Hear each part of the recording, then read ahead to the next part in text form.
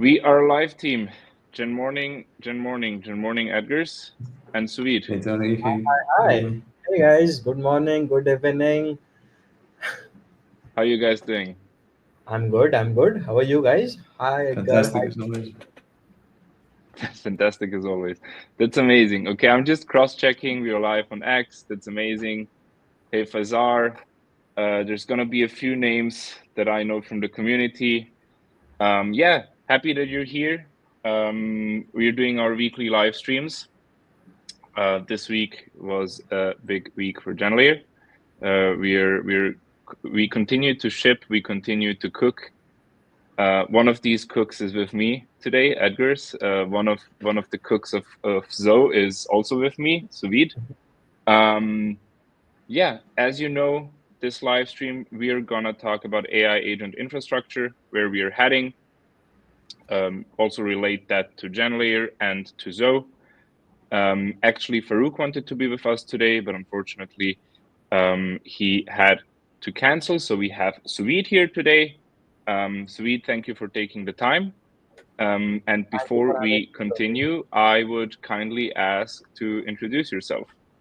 Awesome, man. Thank you so much, Tony. Thank you, Edgar. Like I know it's like last moment call, but yeah, it's gonna be a fun, honestly.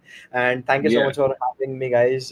So hello everyone. My name is Subed, and I'm managing community and partnership at Zolabs. So should I continue with introducing Zo, Tony? sure. Feel Awesome. free. Perfect. So yeah, so we are building an OS for human to agent coordination. So just imagine, guys, Telegram, Chat GPT, and Custom GPT having a baby. That's what we are building. Like that's a funny way to introduce our product.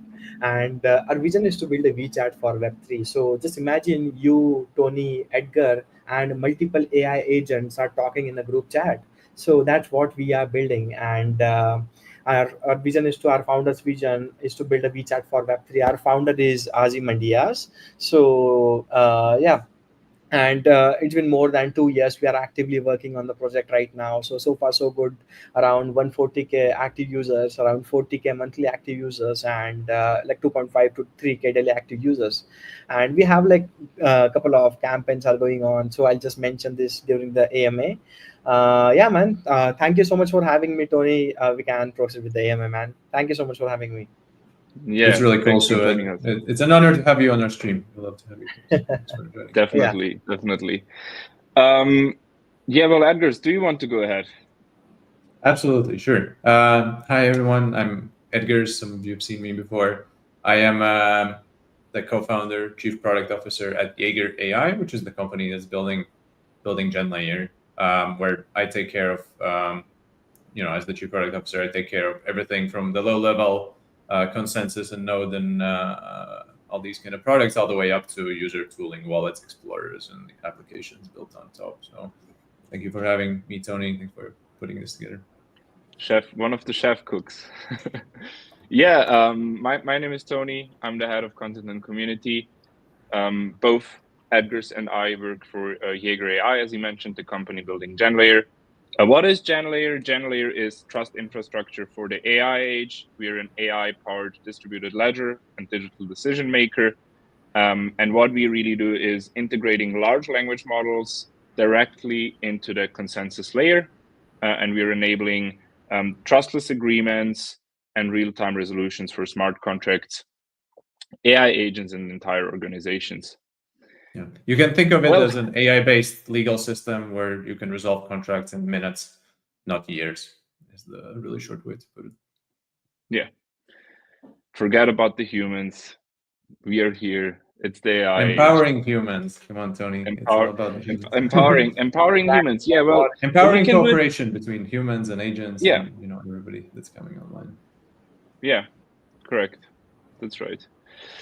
Okay, team. Well, we are here to talk about AI agent infrastructure, and if we look at what are AI agents in general. So we've had this discussion last week with Chef from Quill AI, Edgar, Sue, and I, and we kind of summarized it. It's we've had these previous chatbots. Now we have AI agents. That's kind of software that uses artificial intelligence to perform a certain task or to fulfill a certain goal for you. So you are the human giving it a certain intention, intent-based queries like that's what we talk about a few times. And then it fulfills this goal to you. It has a certain degree of autonomy. That's kind of what distinguishes it from a chatbot. It can also perform tasks for you, reason to make decisions, and then also search the internet. All of you know the search function, for instance, from ChatGPT, and to a certain degree also access memory, depending on what it's built on, which integrations it has, and so on and so forth. Today, we are actually going to talk about AI agent infrastructure and what that means. And let me ask you the question, Edgars. What does AI agent infrastructure mean for you? Is it just frameworks? Is it like the core agents built on top? Like what is that for you? I think it's everything in the stack. First of all, you need the components that make up the agent itself. And these are, let's say, the way they fall out right now is not strictly how it has to be. Technology could change, but the way it works right now is that you need some large language model. You need some hardware where it's going to actually run, where it's going to do its thinking, where it's going to execute this language model. This is called inference. And then you need some sort of an agent framework. Well, you don't need a framework. I guess you end up building something like a framework at any rate. So basically, this code that actually uses the large language model, executes the agent in a loop, let's say, to have it decide what it's going to do next. And then also these frameworks typically provide different tools, so things that the agent can do, or things that the agent can see about the world to help it achieve its task and move towards its goal.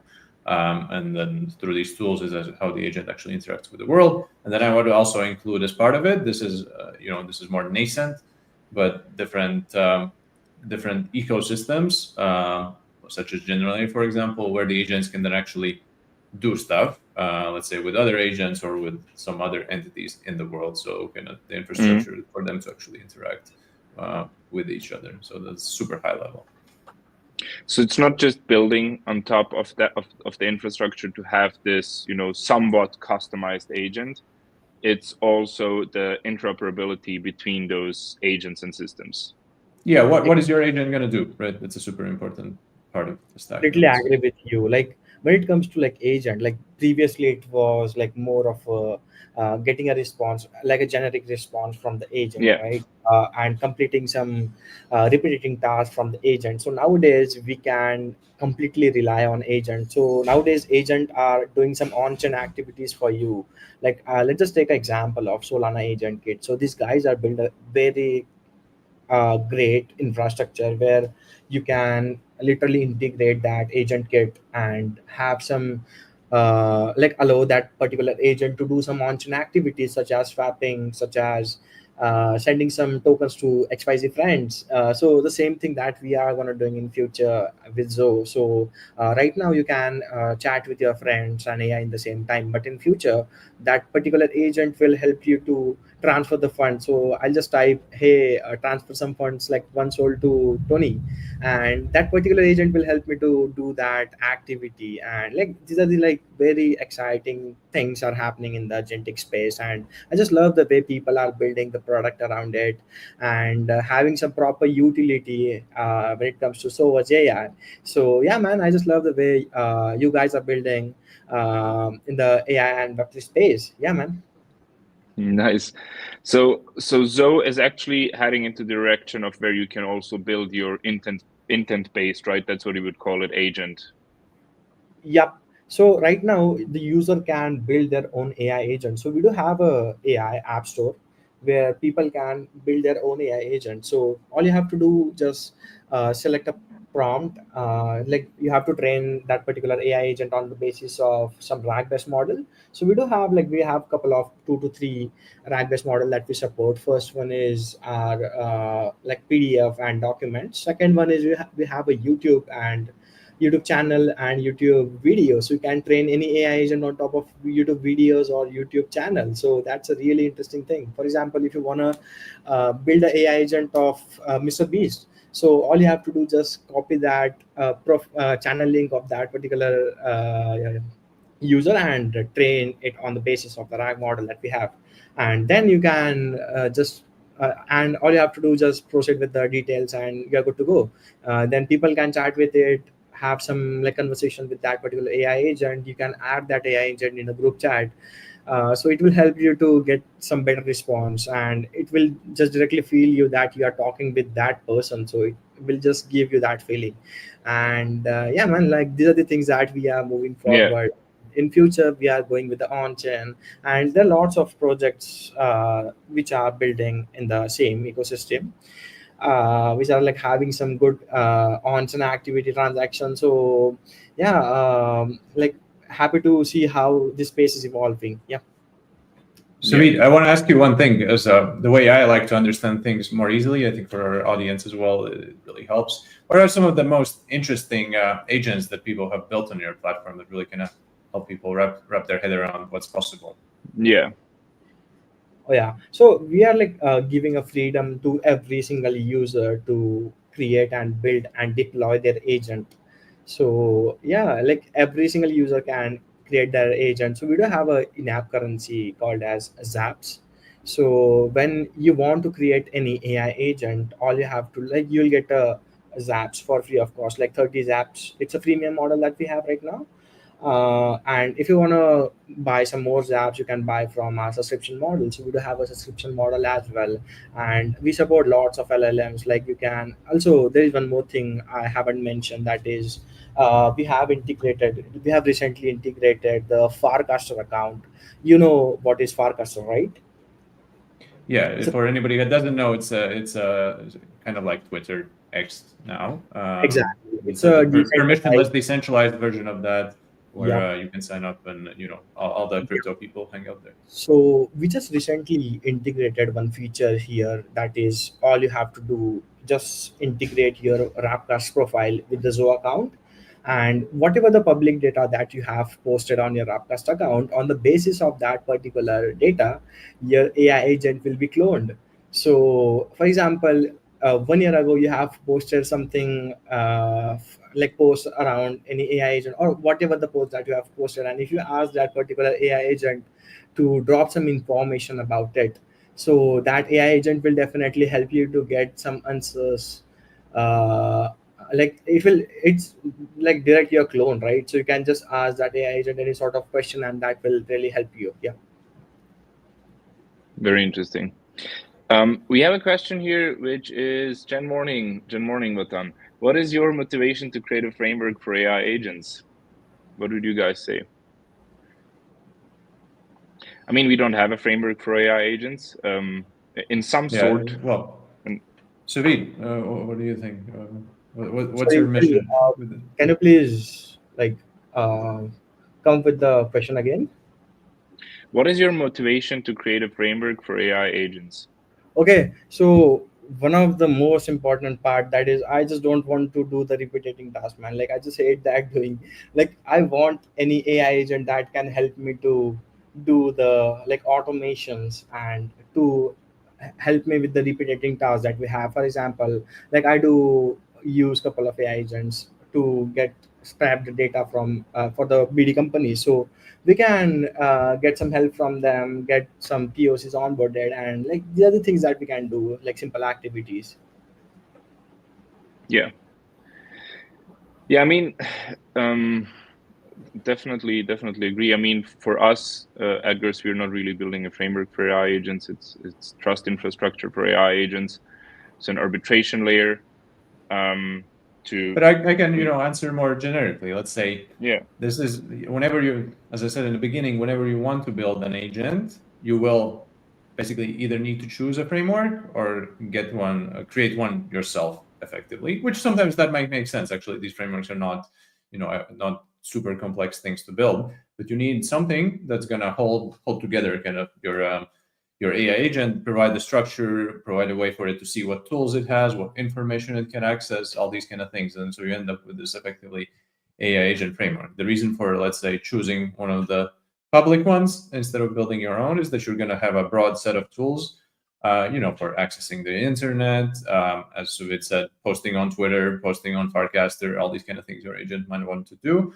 as well as things like interacting with tools like GenLayer, for example. So what you want your agent to actually enter into a contract or participate in like a permissionless marketing protocol because the agent is tweeting, so it can earn some tokens that way. It's going to be a way for the agent to actually earn some money and actually, interact with the world and have some side effects. So that's the reason, for choosing one of the existing frameworks with many integrations pre-built. On that note, we have an ELIZA OS plugin.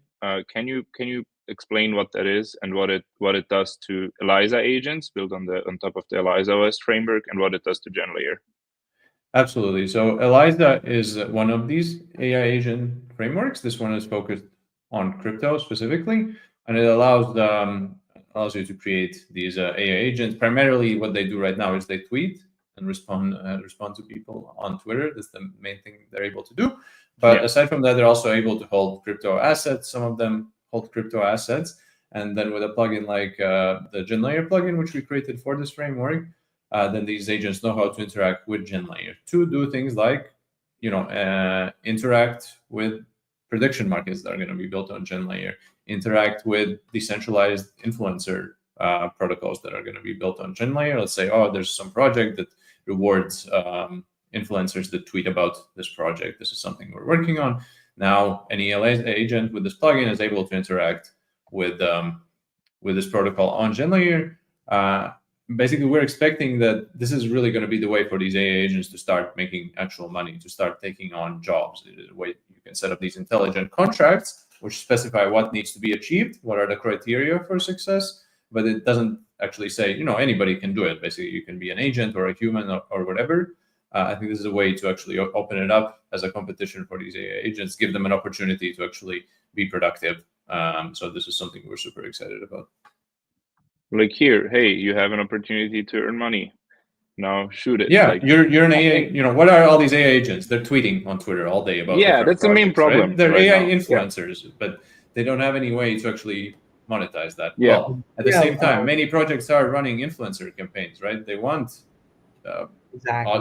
accounts with audience to tweet about them. So GenLayer is the piece in the middle that actually is going to enable them, to connect, to have projects reward these AI influencers for tweeting about their project, producing content. As one example, of these ways, but it's a platform where these AI agents will be able to make money. I mean, that was one discussion I read today on Twitter. Like, what is AI XBT? Like, what do we do with it now, right? Okay, we know that it has the highest mind share among. I'm just checking in parallel how many followers it actually has right now, 460,000. And then people are like, yeah, okay, like that's fine and cool, and it sometimes promotes some project, some protocol, but actually it's just shit posting most of the time. And obviously, like I've interacted with it a couple of times through the GenLayer account, and it answers sometimes. There's funny answers, but it's like, yeah, it promotes here and there, but then like how can you really make use of it? Like how do we progress from there, right? And I think that's one of these issues or questions, like how do we really make use of them? Like how do you really efficiently make use of those 460,000 followers? Like there has to be some sort of value creation, right? Sweet, go ahead. You also wanted to add completely something. agree with you. Like honestly, like it sounds to be annoying sometimes.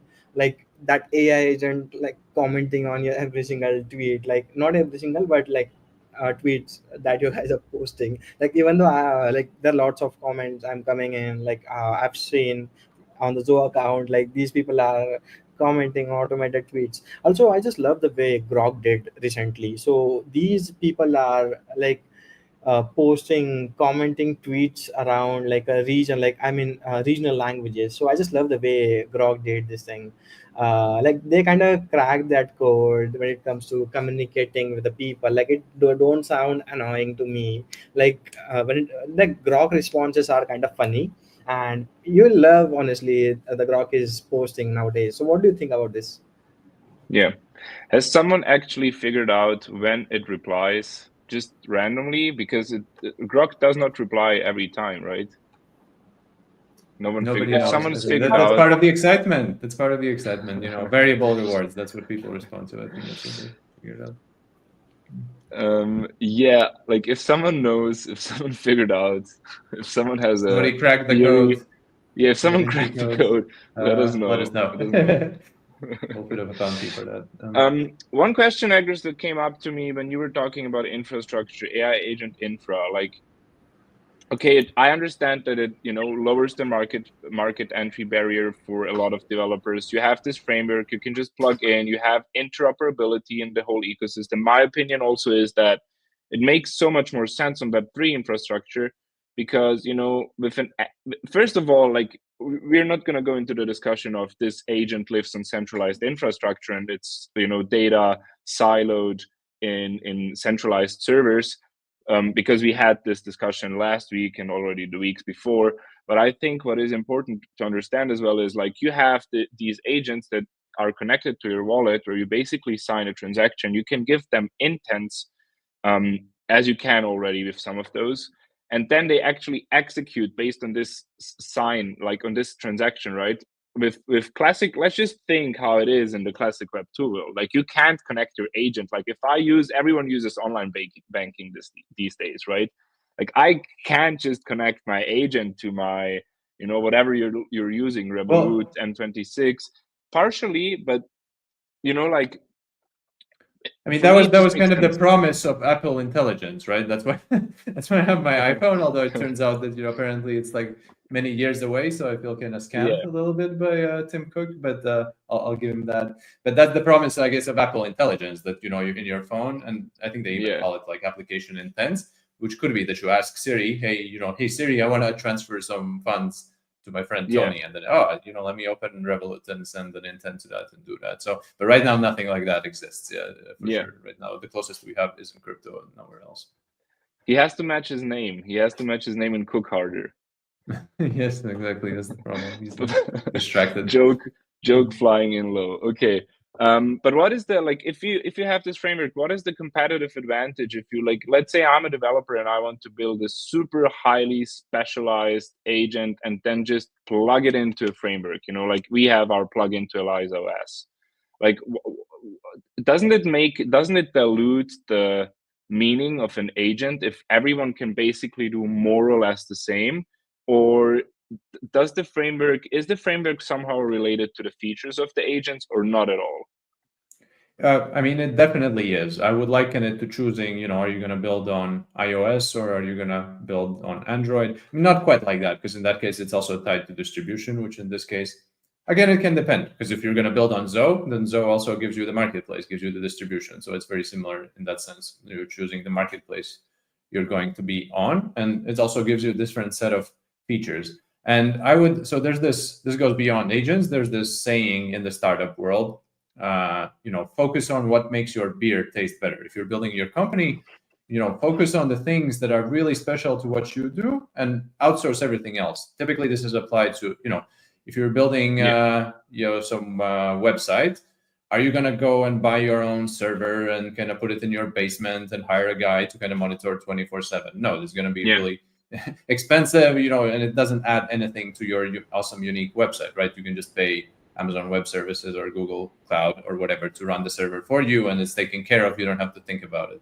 You want to focus on all the cool stuff that's specific on your website. It's the same thing with agents. So what you want to focus on, what is the unique thing about your agent? Its unique personality or capabilities or goal or mission or whatever tools, and you want to kind of outsource everything else, in this case by using a hosted version like Zoho or using one of these other agent frameworks or hosting yourself. It's going to take care of all the mundane stuff that's the same across all agents, or at least specific to that framework, and then you can focus on the thing that you bring to the table, which is your unique insight for how to actually put together this agent, what prompt you want to give it, what goal, what set of tools. So that's what the agent framework lets you do. It lets you get to your goal faster and focus on what makes your beer taste better. Yeah, and on that note, we have had this question. I'm fascinated by optimistic democracy. Thank you, Consult Crypt. How do you came about the idea of different validators? Maybe you can just give a short answer to that, Edgars, and also refer to, like, why did we choose ZK Sync? And I think that's exactly what one part of what you just said. Focus on the main thing. How do you make your beer taste better? Yeah, exactly. So super briefly to kind of tell you how we got to optimistic democracy is that we were actually, so this was when kind of 2 years ago when GPT-4 was coming out. Our team kind of started exploring what is possible with this super exciting new technology. Can we build agents that build their own tools? Can we build multi-agent frameworks? And we were one of the first ones to start playing with this stuff. And in the end, we kind of came upon this idea that we saw this problem in the traditional legal world, that you have these contracts, and if you have a dispute, it's super expensive and super slow to actually get this contract resolved. It takes an average like 3 years to get your case resolved by a judge, and it costs you tens of thousands of dollars. So if it's not a huge dispute, it's not even worth picking up the phone to your lawyer. And we kind of realized, hey, what if you took many different large language models? Because one of the things that as we were approaching this problem, we thought, what if you had just one AI model to be the judge? Well, the problem with that all these AI models are kind of like a person, in the sense that they're very biased, or somewhat biased, let's say. They have some topics they don't want to talk about based on OpenAI content policy or anything like that. They can be tricked. If you have one specific AI model, you can spend many thousands of hours running in parallel different queries until you get the response that you want, even though it's very unlikely. And it has its own kind of biases and can be wrong. It can hallucinate stuff. And the solution we came up for this problem is that, hey, can you build a system that works more like you would build a system out of humans, which is that you have many validators, many different large language models voting on outcomes, proposing outcomes, voting on outcomes, and kind of using the wisdom of the crowd would be the easiest way to say, to actually cancel out these errors. If a single agent might be 90% accurate, then if you add hundreds of agents, different agents working together, then they're going to be 100% accurate. That's actually the way to go from something that's probabilistic to something that's actually 100% accurate. So that's kind of how we came to this idea. Oh, and then Tony had this other question: why build on zcasing? So that's absolutely what I was speaking about before. Many decisions we made along the way to basically focus on what makes our beer taste better. So focus on specifically optimistic democracy, and what is the fastest, easiest, most interoperable, most scalable, most reliable way to build optimistic democracy is by building it through this modular approach, by relying on tools that other people have already built that can solve problems in our stack, such as consensus and transaction ordering. And then we can build on top of this and get to market much faster, much more reliable, and have perfect interoperability across the wider ecosystem. Yeah. Awesome. Okay, I'm pinning this question. Yeah, Suvir, go ahead. Sorry, man. I want to add one more thing in terms of liquidity pools. When it comes to like AI agents are managing liquidity pools, there are lots of platforms such as like Fetch AI and these virtual protocols. So these guys are building a really great work. Like honestly, I just love the way these are handling, like AI agents are handling the liquidity pools, like managing like liquidity pools, and often pair with the native tokens, right? So yeah, like it's a far way, like, and we are like so early in this space, and like I'm so bullish on this thing that we are moving forward with. Yeah. Suvir, also, I think this question, maybe you can explain how it works in Zoe. What is the best way for someone with basic coding experience to get started with building agents from Shrieks? Hey, Shrieks. Awesome. So should I start how you can build the AI agent on Zoe? Awesome. Perfect. So like there are lots of frameworks that we have when it comes to AI, when it comes to building an AI agent, and Zoe supports a completely non-coding, like a no-code platform. So all you have to do, just go to app.zo.me, sign in with your wallet address or your Google account, and you're good to go. And in the App Store section, you have to submit a couple of details such as name, and you have to select some LLMs. Like we support lots of LLMs right now, and it's a like a freemium model. As I told you guys, you need a couple of zaps for the same thing. So yeah, we do have like some campaigns running on right now. If you want to join in for the campaign, you can just check out our pin post. We do have our ambassador program live as well. So if someone wanna interested and someone wanna join in, so they can join in as well. So yeah, when it comes to building AI agent on Zoho app, so all you have to do, just submit some couple of details such as name, RAG model, and you have to train that agent on a prompt. So that's like a trickiest part, when Yeah. like not the technical part, but it's a most important part because you are gonna feeding the information to that agent, right? So Hmm. all you have to do, just feed the as many information as you can. For example, if I wanna build an AI agent of a travel agent, okay, so I'll just get a proper information, proper prompt for that particular AI agent that I want to train, that I want to build. And after that, you're good to go. Like these are the like 3 to 4 steps that you have to follow, and you're good to go. You have deployed your own AI agent on Zoho app, and it's completely free of cost to use. People can have some conversation with him, and if you want to involve your friends as well, for example, Tony, Edgar, and me planning trip, and I want that travel agent guide with us. So I'll just create a group chat on Zoho. I'll just add that travel agent, and I'll just ask that travel agent, hey, I'm planning one trip to Token 2049. Just help me with the itinerary. I do Nice. have a budget of $2,000. Just help me to get a proper plan of action. So it will just break it down, proper every single detail to you, from scratch, like from your flight to from arrival to like departure. So it will just help you to get every single proper detail for you guys. So these are the things that we are moving forward, and I just love this space is evolving day by day. And yeah, Oh, as yeah. the AI agents are doing the on-chain activities, that gonna be a very crazy thing in future. Yeah, man. So I would like, thanks, Suvid. I would like to pull something up and to show you guys, which is from cookie.fun. Shout out to Mhm. cookie.fun. So if you look at infrastructure, right, like you have all these different metrics, like mind share of AI agents, like Fartcoin still going strong. Actually, it was, I think it's still highest mind share in the last 2 weeks.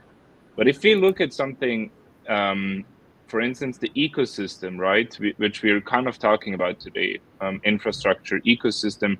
Obviously, you can always look like at market cap, but also at mindshare. What are people talking about? And if we look at the chains, what you can see is actually, and that's quite interesting to me, is that the market cap for Ethereum and Solana chains is kind of equal. But then if you look at other chains, and then you can still see how fragmented this whole ecosystem kind of is Base with 1.2 billion. So that's also quite close to Solana and Ethereum.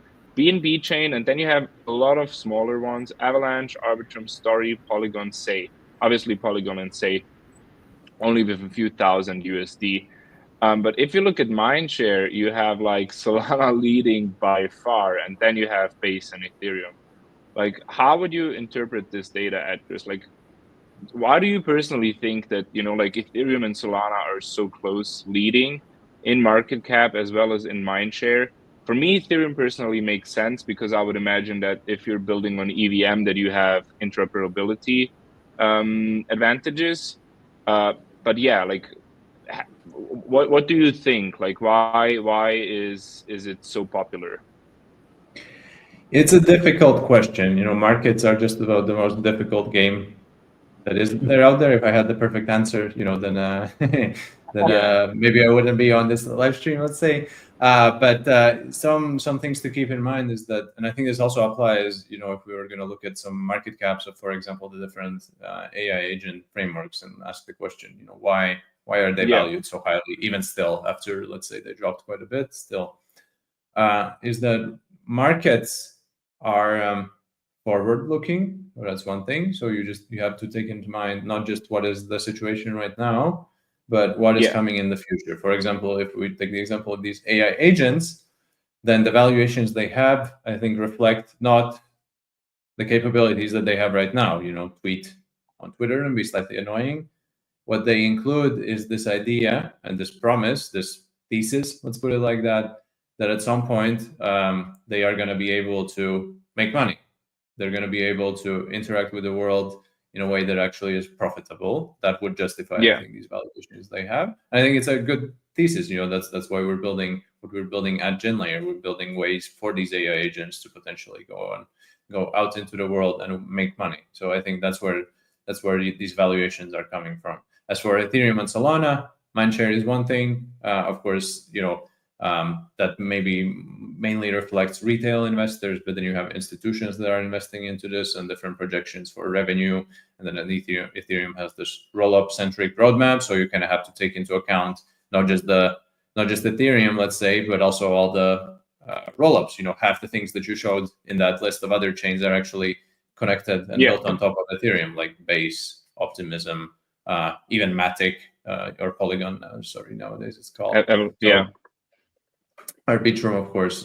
So that's another factor. So the Ethereum ecosystem is broader than the Solana ecosystem, and I would even say the fact that EVM, so the other half of the chains in that list, like Avalanche and BNB chain, they're not directly connected to Ethereum, but they're all built on EVM. So that also feeds into the Ethereum dominance. So I would say that's why the valuations still are where they are. At the same time, if you looked at the chart of the ratio between Solana and Ethereum in this cycle, unfortunately, the chart between Ethereum and literally any other project in this recent cycle, you will see that maybe things are shifting. So we'll see how Ethereum is able to respond in the future. But yeah, those are some of my thoughts. Yeah. I mean, what you can really see is, as well, if you're looking at a bit of a different perspective, if you're looking at the ecosystem, right? Like Virtuals, AI16Z, and I think if you would look further down, you would see ARC somewhere. It's quite interesting, right? That you still have Virtuals was kind of, I think it was the first framework, if I'm not mistaken, right? Like I remember us talking about Virtuals in October. Was it October? AI16Z came shortly after with the ELIZA framework. But if you look at Virtuals and what they started recently with their, I don't know how they call it, but I think it's kind of the business layer, business framework for AI agents. It kind of also sets the stage and shows you that there is a huge opportunity for GenLayer there, because they kind of released the framework where specialized agents can work together and achieve certain things. And Edgars, maybe you want to explain how GenLayer would fit into that as this resolution dispute layer for AI agent disputes or arbitration. Yeah, you can think of it this way. Let's say I want to hire Tony to organize a live stream for me. One way I could do that is maybe with like a paper contract where you write down the rules. Okay, it's going to have to be a good live stream. We're going to cover topics X, Y, and Z, and then the payment is going to be, I don't know, $10 million. I really love what Tony is doing here. So it's a big contract. The problem with that is if you have any sort of dispute, then we're going to have to go to a judge or to some arbitration. This is going to be a hugely slow and hugely expensive endeavor. Let's say it takes an average 3 years to resolve a case in the traditional legal system. If you're an AI agent, you cannot even have, you don't have hands, you're not a legal entity, you cannot have a paper contract. Most courts are not even going to recognize you as the type of thing that can go and have a paper contract. Could you do this with a smart contract? The answer is actually no, not really, at least not with some other additional mechanisms, such as a group of humans in there to actually resolve any sort of dispute.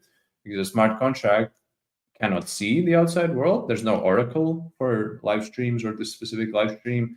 More fundamentally, the traditional smart contract is not going to be able to understand, were these topics covered in the live stream? Was it a good live stream? Was it not a good live stream? It has no concept. In low-level solidity, you cannot describe these kind of things. So that's where you need large language models. And, more broadly, if you're looking at a live stream, then probably also vision models and video models and all these kind of things that are coming online. But more broadly, AI models that can actually see the outside world, and then they can make decisions about the outside world. And in that scenario, with GenLayer, you could then have a contract, intelligent contract, where you say, yeah, these are going to be the criteria for a good live stream. This is going to be the payment. And then the network is going to act as this decentralized AI-based legal system that can resolve a dispute in case we disagree about the outcome of this. And this extends to AI agents for all the reasons I mentioned, that they are not capable of even engaging in the traditional legal system. So the only way for, let's say, AIXBT to hire Tony to do a live stream would be through something like GenLayer. So that's where GenLayer comes in. It basically would enable something, an AI agent, AIXBT, Truth Terminal, any one of these guys, anything running on virtuals, anything running on Zoho, to actually enter into a complex subjective contract about the outside world and hire a human, hire another agent, and other kinds of business models, create DAOs that are autonomous, all these kind of things. And the beauty is that it's so interoperable. You can plug in other frameworks depending on how evolved the tech is, where we have these plugins. You can make it interoperable with the whole EVM ecosystem, which we'll basically have with our ZK Sync integration. And then you can also expand to other ecosystems. So that's kind of the beauty. A lot of frameworks, a lot of agents, but only one intelligence layer. Okay, so we have 3-4 questions which I would like to answer and then wrap it up. So this one, I think, Agnes, is perfectly suited for you, which is, if we think short term, could it be possible to create an AI agent on GenLayer which is able to create other AI agents? What could be the possible difficulties?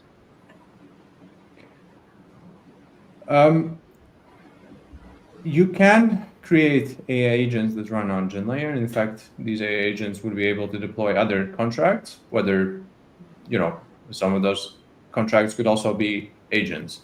The difficulty is, of course, defining, why would it do this kind of thing? What would each of those agents do? What's the purpose of that agent? What kind of things can it do? Agents running directly on GenLayer are going to be a very specific type of agent, because this agent is going to be fully public.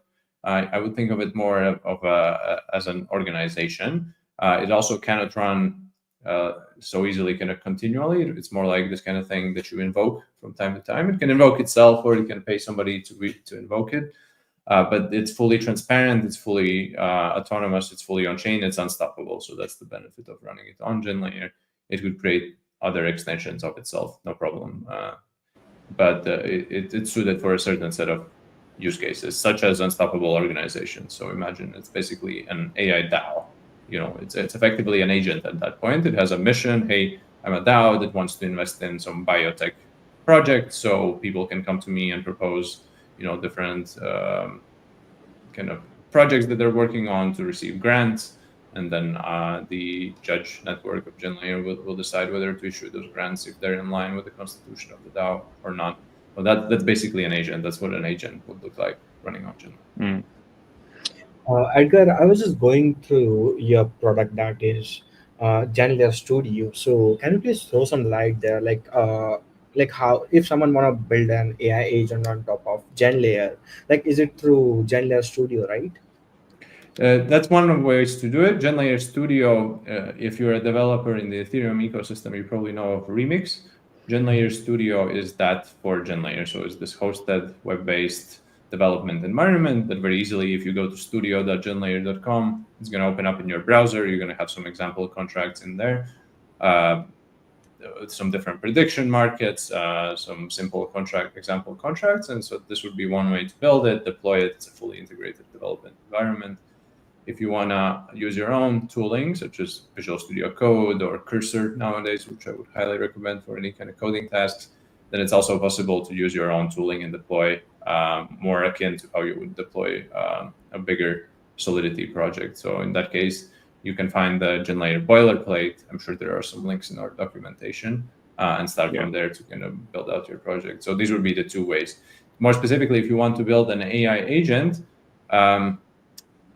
we should make some sort of an example that's focused specifically on this. The closest, I think, would be my hackathon project, or our team's hackathon project in one of our internal GenLayer hackathons that we did. Actually, I think it was you and me, right? I think we did it Tony. together. Exactly. AI. The dream team. The dream team. Dream team. So I believe we have it also somewhere in our documentation, this kind of AI-based DAO, which would effectively be this agent. But I do want to make it clear that this is agents running on GenLayer is a specific type of agent that has some properties that are different from agents that you would run on your own infrastructure or something like Zoho. But that's how you would go about it. Awesome. Yeah, and you can code them in Python-based Yeah, SDK. exactly. Most of these agent frameworks you'll find are also in Python or in TypeScript. So in our case, you write contracts in Python, so very easy to get into, and very easy for large language models to help you code because they all are very good at Python. Yeah. Well, okay, we have two, three more questions. After you build an AI agent, I don't know, Suvir, if you want to answer that, or Edgar's, you've built an AI agent. What is a good way to monetize it? I mean, we mentioned it before, right? We might have something in line coming up. So join our community. Edgar's gave you a little teaser before. I'm not gonna repeat. Those who are in the GenLayer community have probably heard it 2 or 3 times now. But yeah, we want to keep some tension there. So join our AMAs. We have our AMAs on Monday in Discord, and yeah, join us in Discord and on Telegram, and you'll be the first to know. There are Yeah, ways. that's regarding GenLayer. I'm curious, Suvit and Enzo, you probably guys have some pretty exciting things coming on that front as well. So I'd love to hear more about that. Awesome. So, like, I'll tell you what we are moving forward with Zoho in terms of monetizing it. So, in future, we are gonna having our own AI agent marketplace. So, the agent that you guys are building on top of Zoho, like, agent have their own liquidity pool. Like, these are the, like lots of background activities which are moving forward with. So, agent own liquidity pools that we have. So, the agent that you guys have created, you'll get a royalty from that particular agent if people are using it. So yeah, these are the like couple of monetized way that we are moving forward. Apart from that, like we do have like couple of community campaigns that we are running, and like I'll just mention this later. But yeah, these are the things related to the product which are associated with the Zoho right now. Yeah. Super cool. Cool. Okay, last one. More generalistic question. What are your thoughts on Imagen 3 versus GPT-4o native image generation? I tried them out both. I love them both. GPT-4o does really amazing Ghibli studio animations.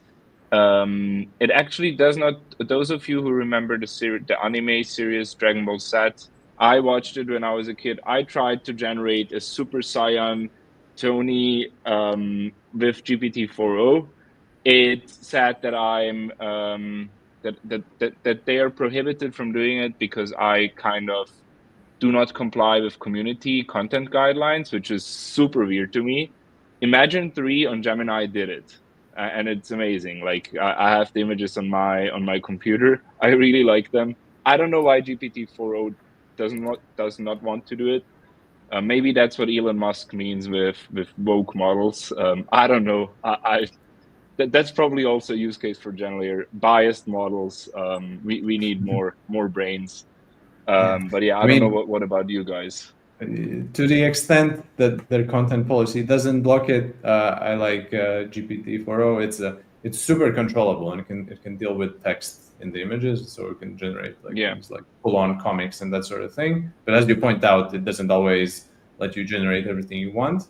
And I would say there's nothing offensive about Tony's face, so I don't know why it refused to generate an image of him. So sometimes these policies can be quite arbitrary, which is not the best. I mean, I kind of understand their point of view too.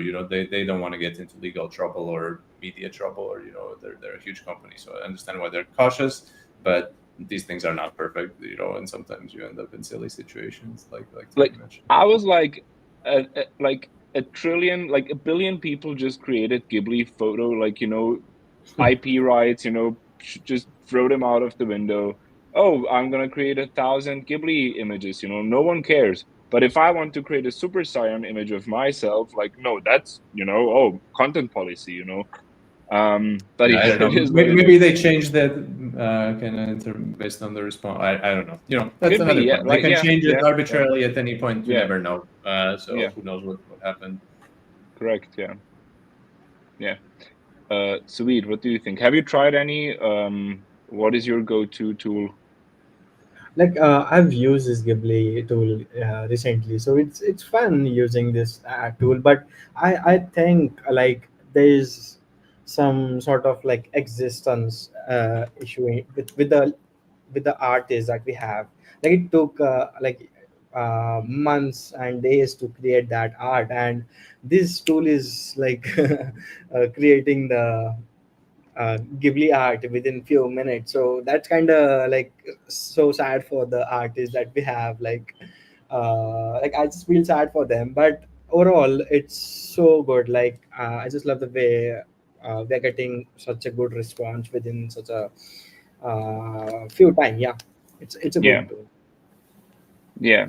I mean, definitely. I've heard some controversial opinions like, hey, everything that's built today is somehow, based on intellectual property of people before that are not making money anymore. Like the light bulb. I don't know if every company that's producing a light bulb today is like paying back to its originators like royalty fees or something. I'm not sure. um like electricity, are we paying back for royalty? Like I don't know, like there's a few things. I think it's quite a controversial topic. No one has figured it out. Hmm. My And there's view gonna is, yeah, yeah, I'm overall positive. I think, I don't think it's taking things away from the artist. If anything, it's, a huge homage to the amazing work that the Studio Ghibli has done over the years. The people love the art yeah, style so much, and it's not like any of those people would have gone to Studio Ghibli to pay them, to create a custom image. This is only works as a yeah, fun thing that you can generate for free, effectively. At the same time, I do want us to figure out a way to somehow get some small fraction of the revenue that OpenAI is making and that all these model creators are making that goes back to the artists, for the reason, if anything, that I want these artists, to still create original art and to create more inspiration for these models that we can then all play with. So I hope we can find a way to find this kind of right balance. But I feel quite positive about it. It's not, I'm sure Studio Ghibli is quite proud of what they've created, and I thought it was quite a touching, homage to what they've done. That everybody wanted to create, a picture of them and their wife together or anything like that. I think it's very, yeah, very sweet. And if I was them, I would feel happy about that. But I do want to make yeah, sure that people are rewarded for creating original art still in this world. yeah. I mean, that's right. Yeah. I mean, that's kind of, you could make a point that NFTs, like that's why they have royalty fees when you're reselling all the time. That's kind of going into a different direction a little bit. But I think, yeah, I think we could discuss this topic on a whole new live stream, just this one. There's a point to be made that, IP rights are worth something. I mean, that's the whole idea of story protocol, right? Exactly. I was going to mention Story Protocol. I love what they're doing in this direction. Yeah, Create, because, like, I'm sure if there was an easy and simple way to actually have this revenue stream going back to the artist, then it would be a lot easier. This is what Story Protocol is trying to do. Whereas if you have to go to every single artist out there and negotiate a custom deal, that's just not possible. It's not feasible. So I think it's also a technological issue that can be solved. So I'm really excited about what the Story Protocol is doing. that's right. Okay, team. Sweet, Edgars, thank you for taking the time. Thanks for the contributions. I just posted Mint Your POAP now with the POAP Home app. Those of you who have been here every week know what's up. You can download the POAP Home app for your phone and mint it with the secret phrase Forbes minus knows minus what's minus up. Forbes knows what's David, up. is there anything you would love to share Yeah. share about your project? What people should go to? What's exciting? So Oh yeah.